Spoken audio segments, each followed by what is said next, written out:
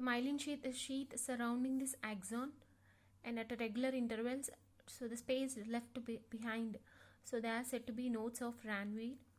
So now this myelin is formed by two types of glial cells here. Glial cells are nothing but the supporting cells to the neurons. So in the starting of nervous system we have seen, apart from the neurons or the nerve cells, so the nervous system also contains other kinds of cells called neuroglial cells, or they are also said to be glial cells.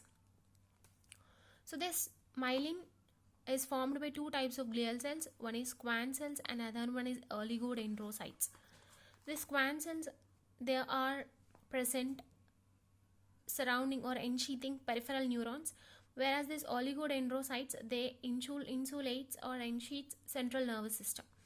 So by this neuroglial cells present in the peripheral nervous system, Schwann cells are present in peripheral nervous system, and oligodendrocytes are another kind of neuroglial cells, they are present in the central nervous system.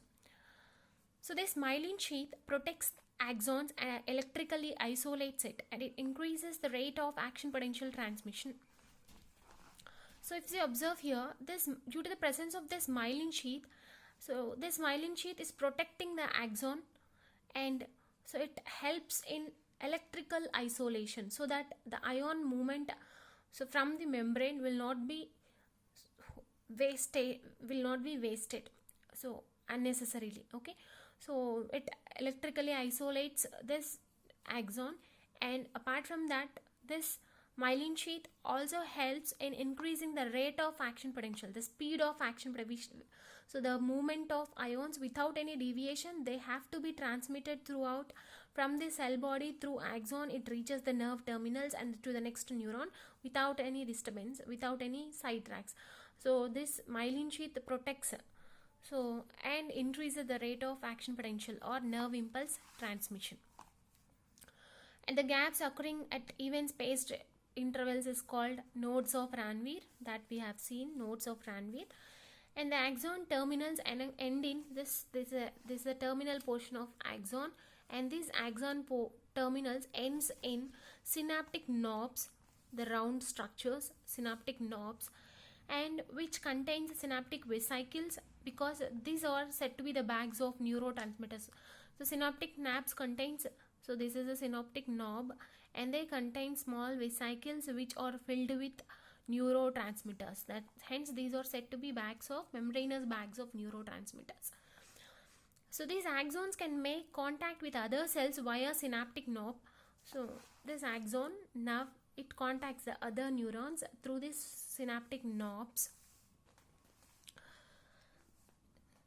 Usually on dendrites and other neurons, but sometimes muscles or gland cells at junctions called synapses. So nothing but, so here this axon is able to transmit the nerve impulses or signals to other neurons through these axon terminals or synaptic knobs. Why these are said to be synaptic knobs? Because the space present between one neuron and another neuron, you'll say as it's, for example, this is a neuron, and before this one more neuron will be present. The space between these axon terminals and other head of the neuron, other dendrites, here another neuron axon terminals will end up, and here dendrites will start. The space between these one neuron to another neuron, this space is said to be synapse. So hence this ends as synapse, hence these are said to be synaptic knobs. The region between two connecting neurons is said to be synaptic gap or synaptic cleft or neural junction. Synapse is said to be other names of the synapse. You can say it as synaptic cleft also. And now next, coming to the structure of a nerve cell or neuron, we have seen the diagram already. So this is the cell body, these are dendrites, this is axon, it is surrounded by myelin sheath, and they contains a nucleus like structure called Schwann cell, which is made up of glial cell. Okay, and this axon extended as axon terminals, and these axon terminals consist of synaptic knobs, they contain synaptic vesicles, and they contain neurotransmitters. And the spaces present between each myelin sheath at regular intervals, so those are said to be nodes of Ranvier. Next, coming to the classification of neurons. So based on the polarity, we can have different types of neurons: unipolar neuron, pseudo unipolar neuron, bipolar and multipolar neuron. So the basic difference between these different types of neurons is nothing but here. In unipolar, the name itself indicates the single polarity, unipolar. So only one protoplasmic process extend from the cell body. So if you observe here, so this is a unipolar neuron, this is a cell body or cyton. It consists of only one projection, one cytoplasmic projection, one protoplasmic process extend from the cell body. In humans found in rod. So where do you find these kind of neurons? So unipolar neurons means, so we'll have multipolar neurons. So unipolar neurons will be present in dorsal root ganglia. Group of nerves is said to be ganglia. So dorsal root ganglia, you can find unipolar neurons. Whereas pseudo unipolar neurons, pseudo unipolar in the sense,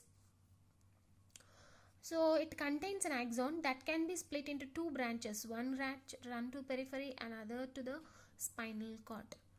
So nothing but here it looks like similar to unipolar neuron, but it is not completely unipolar. Why? Because it will not have a, so basically axon will be present, contains an axon that has split into two branches again. The axon have been split into two branches, one to the periphery and other to the spinal cord. So that's why, so these are pseudo unipolar neurons.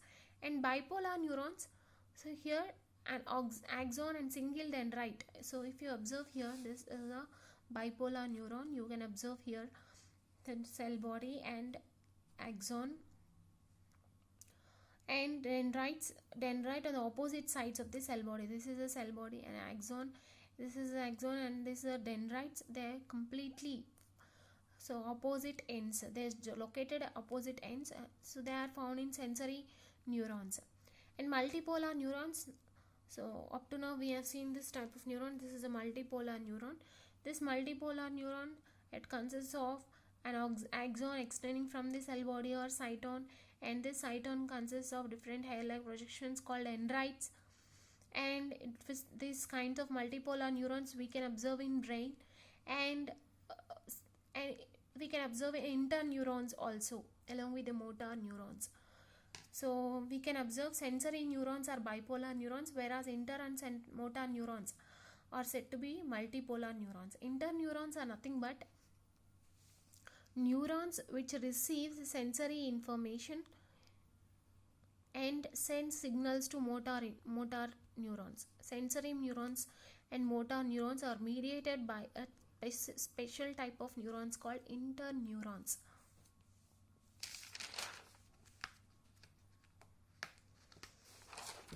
So another type here, so that is based on polarity. They are multipolar, unipolar, bipolar, pseudo unipolar. We have seen those all types. Here based on their conduction direction, afferent inefferent neurons. So if you observe here, tissues and organs sense information or signals. So that signals have been received by afferent neurons, so which are nothing but sensory neurons. So sense organs sense impulses and those are received by sensory neurons, and this sensory neurons information is carried to the brain, nothing but central nervous system, brain and spinal cord. So information from the sense organs have been transmitted to the central nervous system through these sensory impulses. Sensory nerves are also called afferent nerves. Whereas efferent neurons, they are motor neurons. They are not sensory, they don't receive from the sense organs.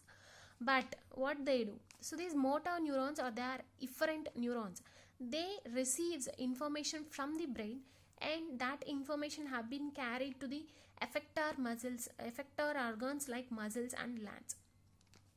So finally, tissues or organs, sensory organs sends information through afferent neurons to brain, and from the brain efferent neurons receives signals and sends to efferent organs.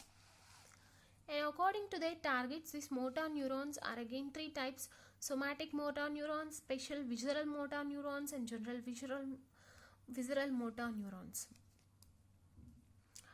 So these interneurons are nothing but they are relay neurons or local circuit neurons. Why? Because they connect afferent and efferent neurons in neural pathways. So they receives information from afferent neurons, and so they sends information towards the efferent neurons. So these are the neurons which are in relay, which helps in relay the information from one to another, from one kind of neurons to another kinds of neurons. Those are said to be interneurons. And another type of classification based on the neurotransmitter production, we can see. So neurotransmitter production: cholinergic neurons, adrenergic neurons, serotonergic neurons, dopaminergic neurons, glutamatergic neurons, and GABAergic neurons. These cholinergic neurons, they secrete acetylcholine.